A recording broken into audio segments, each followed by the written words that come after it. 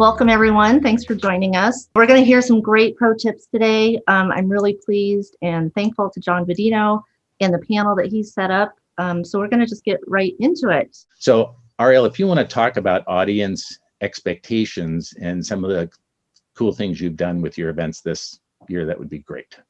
Yeah, absolutely.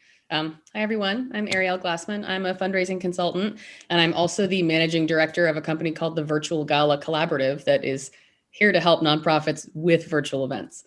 So I've done about 15 or 16 of these this year. In terms of audience expectations, I come at it from the perspective that my events have a goal to get people to take action of some kind. And so in order to get people to do that, you fundamentally have to meet their expectations.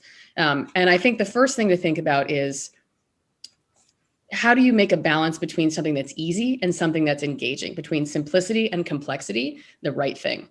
From a behavioral economics perspective, any barrier you have reduces participation.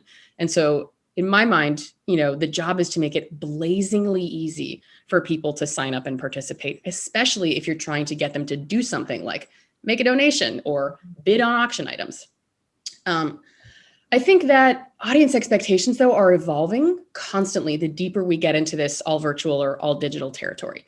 And in my world, and I think this applies for a lot, you need to have a contextual understanding of what's happening around you, what innovations others are making, so you can create a competitive experience. If I'm planning a virtual gala for a theater, I better know what the opera and the ballet did, because there will be tons of donor overlap, and I don't want my event standing out for the wrong reasons.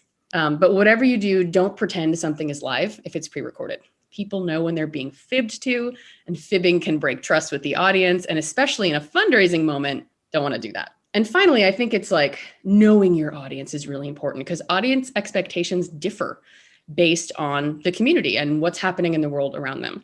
And I'll use an example that of an event in December, which was supposed to be a virtual gala, very fancy, for an Armenian international development agency.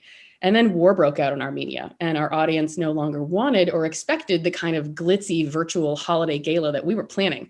So we knew that they needed and expected a different kind of storytelling, a different kind of connection with them, with us, and with the community. Just basically their expectations had shifted. So we pivoted into an emergency relief telethon format instead, and actually raised over $4.5 million, which was the highest grossing campaign on that online platform.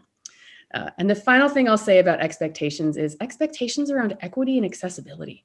Sometimes those expectations are subtle, sometimes they are not. And people who are hard of hearing or low vision have different expectations. Are you offering captioning or ASL? Are you creating a program lineup that reflects the diversity of your audience? Do you have a phone line that older donors can call if they don't want to deal with giving online or on their smartphone, right? Those are some examples of different expectations based on people's even differing demographics.